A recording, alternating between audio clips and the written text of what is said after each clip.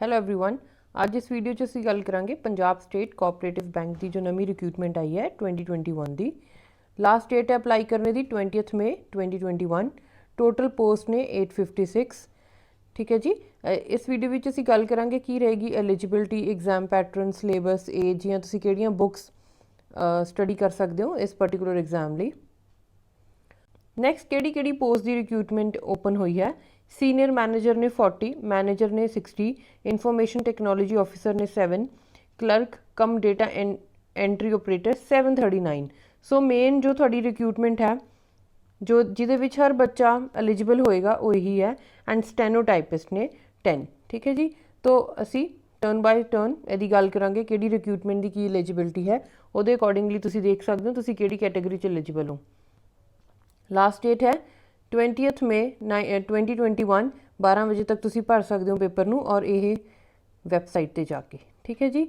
Age limit है 18 minimum है, maximum 37 है। रिलैक्सेशन अप्लाइड है अकॉर्डिंग टू कैटेगरी। फीस है नॉन रिफंडेबल फीस है जी 1400 सारिਆਂ ਦੇ ਲਈ है। SC एक्सेप्ट SC ਦੀ फीस है 700। रिलैक्सेशन है 42 फॉर SC कैटेगरी ਦੇ ਲਈ है। और अगर कोई कोऑपरेटिव इंस्टीट्यूट किसी भी कोऑपरेटिव इंस्टीट्यूट जो कि पंजाब का इंस्टीट्यूट है ਉਹਦੇ ਵਿੱਚ ਕੰਮ कर रहा है, सर्विस कर रहा है, उसनों भी अपर एज क्या है रिलैक्सेशन है 42 ईयर्स तक। एंड नाल दी नाल अगर कोई Punjab state cooperative bank limited जो कि चंडीगढ़ विच होवे या फिर district central cooperative banks of Punjab उन्हां लई जे कोई इन्हां विच काम करदा उन्हां लई रिलैक्सेशन है 47 ईयर्स तक। एंड एक्स सर्विसमैन दा जो कि पंजाब दे रूल्स दे अकॉर्डिंग है उस की ने पंजाब दे रूल एक्स सर्विसमैन लई जिन्ने साल तुसीं सर्विस विच लगाए ने, ठीक है, उन्हां नूं तुसीं डिडक्ट कर सकदे हो। ठीक है। For example today I am 46 और मैं 10 साल सर्विस विच लगाए ने, तो ये 10 साल मैं माइनस करके मेरी एज कितनी होगी 36। तो जर्नल दी एलिजिबिलिटी कितनी है 37। ठीक है। सो आई वुड बी एलिजिबल, तो मैं इत्थे की हाँ एलिजिबल है 36 के अकॉर्डिंगली। ठीक है। यही रूल हर कैटेगरी च अप्लाई होंदा है। ठीक है। अपर age limit in the all the above cases shall be considered the first day of January 2021। ठीक है। फॉर एग्जाम्पल थोड़ी 37 एज है 1 जनवरी नूं, 2 जनवरी नूं तुसीं 38 दे हो गए। सो आर यू एलिजिबल? ठीक है। यस यू आर एलिजिबल क्योंकि तुसीं 37 जनवरी 2021 नूं की सी, सॉरी 1 जनवरी 2021 नूं की सी 37 ईयर्स ओल्ड सी। ठीक है जी। नैक्सट है सारी कैटेगरीज दे विचों सीनियर मैनेजर ही एक इदां दी कैटेगरी है जिहदे विच तुहानूं क्या एक्सपीरियंस होना जरूरी है। ठीक है। होर किसी भी कैटेगरी च नहीं, होर किसी भी पोस्ट लई नहीं।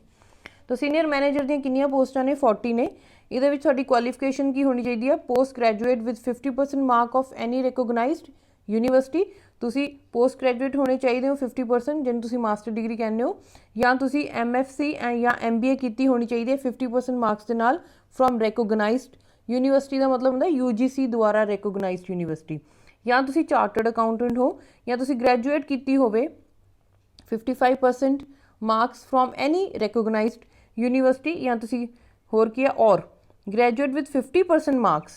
इतने किसी 55, इतने क्या 50% from any recognised university and CAIIB both parts. ठीक है। या ये दोनों होने चाहिए, या तुसी 55% अपनी डिग्री दे विच नंबर लाए होन। सो नैक्सट उन्हें ये भी क्या that also in this case only. ठीक है। इसी पोस्ट दे विच उन्हें बोलिया होया कि या तुहानू पंजाबी मैट्रिक्स लैवल दी थोड़ी इसी पोस्ट दे विच उन्हें स्पैशल किया होया भी मैट्रिक्स लैवल की पंजाबी होनी चाहिए है।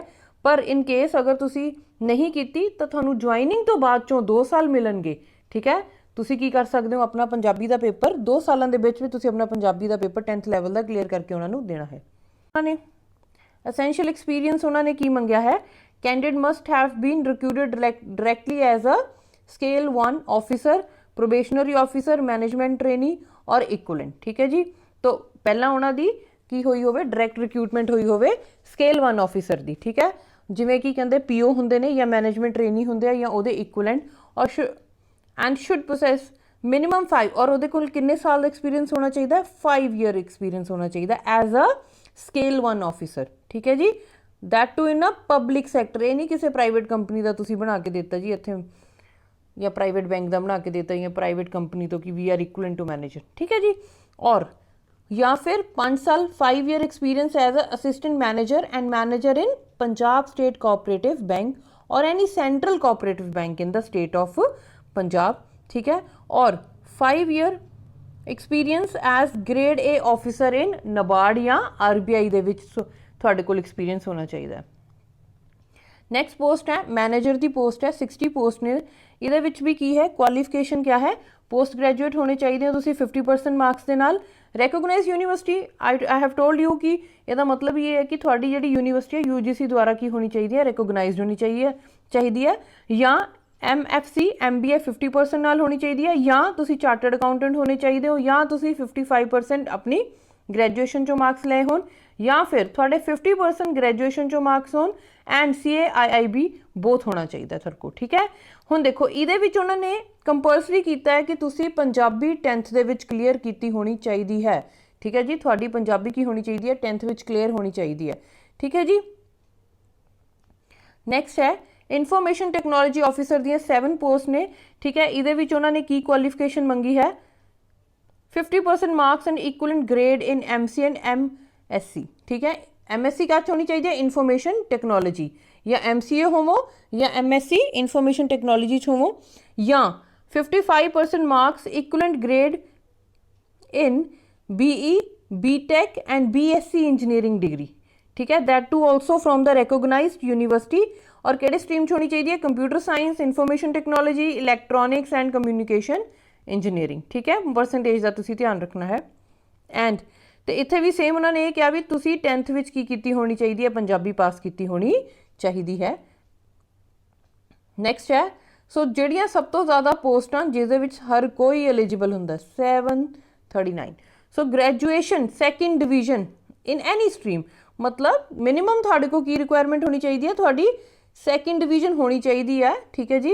And post graduate pass in any stream, या तुसी पोस्ट ग्रैजुएट होवो, उत्थे उन्हें कुछ नहीं लिखा 2nd होवे या 3rd मिनिमम होवे, है ना, कि घट्टो घट्ट तुसी 2nd डिवीजन वाले हो या 1st डिवीजन वाले होवो, इदा कुछ नहीं लिखा पोस्ट ग्रैजुएशन विच। पर ग्रैजुएशन अगर तुसी सिर्फ ग्रैजुएशन की है तो मिनिमम तुसी 2nd डिवीजन जिन्ने मार्क्स लए होन तुसी, ठीक है जी। तो अगर तुसी पोस्ट ग्रैजुएट हो उहदे नाल कोई भी डिवीजन डिफाइन नहीं की। And diploma certificate minimum 6 months in computer from an institute having ISO certification, ठीक है। ये 6 मंथ का डिप्लोमा होना चाहिए थोड़े को हैविंग ISO सर्टिफिकेशन, ठीक है। नैक्सट है अगेन तुसी पंजाबी पास की होनी चाहिए आ 10th दे विच, ठीक है। नैक्सट है स्टैनोटाइपिस्ट, 10 पोस्टां ने। ये भी सेम वही है, कहना graduation 2nd division any stream और पोस्ट ग्रैजुएशन पास होनी चाहिए सिर्फ एनी स्ट्रीम, ठीक है। अगेन कंप्यूटर के डिप्लोमा का सर्टिफिकेट होना चाहिए थोड़े को 6 मंथ्स का। एंड थोनू Punjabi and English shorthand typist आनी चाहिए आ 80 वर्ड पर मिनट, ठीक है जी। एंड ट्रांसक्रिप्शन होनी चाहिए आ 20 वर्ड पर मिनट। ट्रांसक्रिप्शन का मतलब होता है जो कोई वर्बली कुछ बोलता है ऑडियो के थ्रू और तुसी उहनू की है लिख रहे हो, टाइप कर रहे हो, ठीक है, दैट इज ट्रांसक्रिप्शन। एंड 10वीं विच की होनी चाहिए आ, पंजाबी पास की होनी चाहिए। सो ये ने मिनिमम पे स्केल ने, तुसी चैक कर सकते हो अपने अकॉर्डिंगली इन्हों। तो सब तो पहला असीं गल करांगे clerk cum data entry operator and stenotypist. इन्हां दा सिलेबस क्या है, इक्वलेंट सेम है। तो कंप्यूटर एप्लीकेशन दे 15 क्वेश्चन ने, रीजनिंग एबिलिटी दे 15 ने, क्वांटिटेटिव एप्टीट्यूड आएगा 15 मार्क्स का, general awareness and banking 25, Punjabi 15, English 15, total 100 marks का एग्जाम है। 2 आवर थोड़े कोल हुंदे ने, 120 मिनट होणगे पेपर नूं सॉल्व करने दे। एंड उन्हें यह भी कहा कि banking and cooperative society act के जिहड़े भी क्वेश्चन होंगे वो किहड़े एरिया च कवर किए जाणगे, 4th, ठीक है, जनरल अवेयरनेस दे विच, ठीक है। हुण सिलेबस देख लैंदे असीं इन्हां दा। सो कंप्यूटर एप्लीकेशन तुसीं किहड़े टॉपिक्स कवर करने आ, basic computer operations, classification of computer input output devices, computer hardware and software, memory of computer and storage, processing of data, number system, computer languages, operating system, networking, internet, email, maintenance and security, ठीक है जी। हुण computer application अगे किसी भी post दे विच अगर लिखा है syllabus same रहेगा, ठीक है। किसी भी पोस्ट विच अगे लिखा है उसने कंप्यूटर एप्लीकेशन का सिलेबस किया, यही वाला सिलेबस उत्थे होएगा।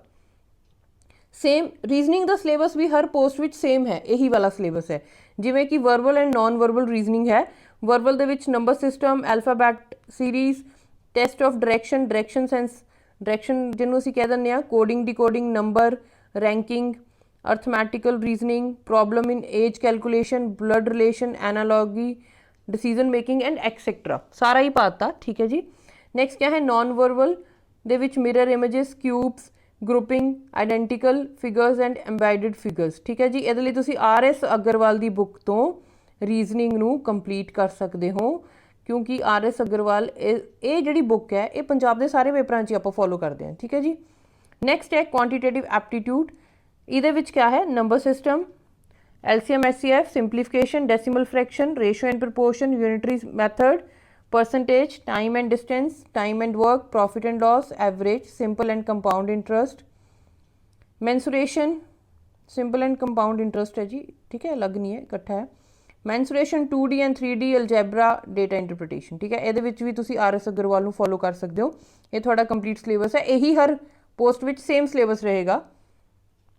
Next is general awareness. ठीक है, current affairs, national and international, major financial and economic news, budget जो रिसेंटली पास होया, 5 ईयर प्लान्स जिहड़े पहलां चलदे सी, हूज़ हू, मतलब एक ये भी आ कि जिहड़े फर्स्ट कम फर्स्ट आपां पढ़दे आ कि पहली बार इंडिया च की किदां होया सीगा, ओह की किहने कीता सी जां वर्ल्ड विच की किहने कीता सी। Sports, economy, geography with reference to Punjab, basic भी पढ़ना है एंड रेफरेंस टू पंजाब भी पढ़ना है।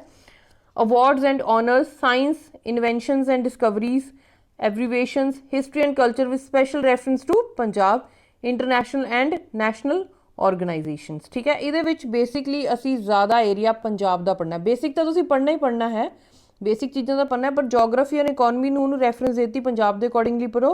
हिस्ट्री एंड कल्चर भी उन्होंने की किया है पंजाब के अकॉर्डिंगली। ठीक है जी। बाकी सारा बेसिक सिलेबस सेम होंदा, सारे पेपरों का उही है, पर इत्थे इन्हें किते भी पॉलिटी की गल नहीं की, पर जिन्नी तुहानूं बेसिक ऑलरेडी आउंदी उहनूं रिवाइज जरूर कर लेना है, क्योंकि क्वेश्चन एक दा पुछ सकते हैं। नैक्सट इंग्लिश विचों की पुछ सकते हैं, error correction, sentences, tense arrangement, rearrangement, fill in the blanks with modals, article, preposition, conjunctions वगैरह सारियां दे विच उन्हें कवर करती है। Comprehensions, vocabulary, synonym and antonyms. Next है पंजाबी का सिलेबस है, ये सारा सिलेबस सारे ही पेपरों में सेम रहेगा, चाहे वो रीजनिंग है, चाहे कंप्यूटर का उन्हें बोलिया सीगा, चाहे पंजाबी है, चाहे इंग्लिश है, चाहे मैथ्स है, जिन्नियां भी पोस्ट ने वो सेम रहेगा जो कोऑपरेटिव बैंक ने रिसेंटली अनाउंस कीतियां ने। मुहावरे एंड अखान, दिते हुए वाकां या शब्दां नूं शुद्ध करना, वाक वटांदरा, वाकां नूं दित्तियां होईयां हदायतां अनुसार बदलना, विश्राम चिन्ह लगाना, अगेतर पछेतर, बहुआर्थक शब्द, समान आर्थक शब्द, विरोधी शब्द, बहुते शब्दों की थां एक शब्द, लिंग पुलिंग अते एक वचन बहुवचन आदि। ठीक है, पूरी पंजाबी तुसीं कवर करनी है। सो ये सिलेबस सीगा साडा, जो हुण अगे जदों भी मैं किसी पोस्ट की गल करूँगी तो ये अगे यही पोस्ट यही सिलेबस चलेगा।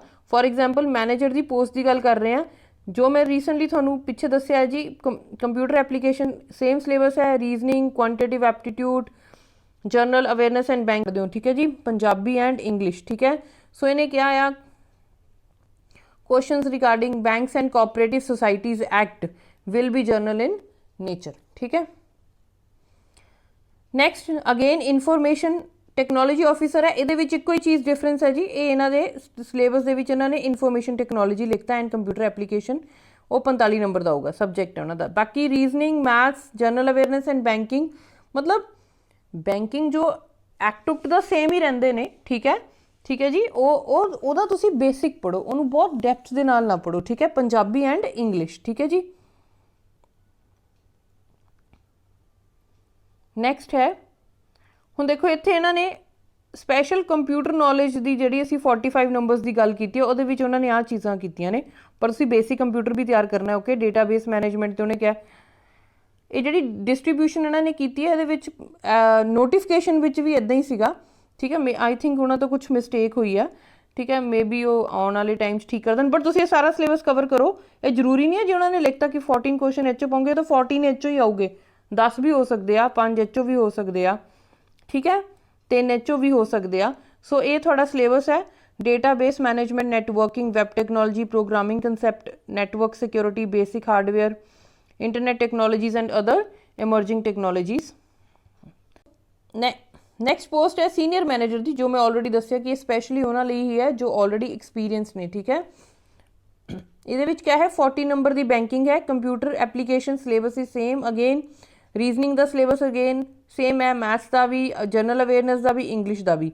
ਹੁਣ ਇਹਦੇ ਵਿੱਚ ਬੈਂਕਿੰਗ ਤੁਸੀਂ ਇੱਥੇ ਡੈਪਥ 'ਚ ਪੜ੍ਹਨੀ ਹੈ, ਠੀਕ ਹੈ। ਜਿਵੇਂ ਕਿ ਉਹਨੇ ਲਿਖਤਾ impact of government policy regulation in banking, financial service industry, measuring and evaluating the performance of banks, prudential norms, asset liability management, managing the investment portfolios and liquidity position of bank, liquidity and reserve management, managing and pricing deposit services, providing loans to business and consumer, risk management, balance sheet, international banking, treasury management, economic analysis, business mathematics, human resource management, credit management and advance money and banking cooperative act. ठीक है जी, ये थोड़ा सारा syllabus है। कुछ important चीज़ां ने जो तुसी इस पेपर दे विच ध्यान रखनियां ने, उन्होंने ये भी इंपॉर्टेंट चीज़ां ने जिहड़ियां तुसी ध्यान रखनियां। उन्होंने ये कहा भी अगर तुसी एक तो ज़्यादा पोस्ट नूं अपलाई कर रहे हो तो तुहानूं सैपरेट एप्लीकेशनस देनियां पैणियां विद सैपरेट फीस, ठीक है, ईच पोस्ट लई। तो सिलैक्शन के टोटली किहदे बेसिस ते है? रिटन टेस्ट के बेसिस ते, there shall be no interview, ठीक है। ये तुसी नोटिफिकेशन चैक कर सकते हो, उत्थे लिखिया होया है।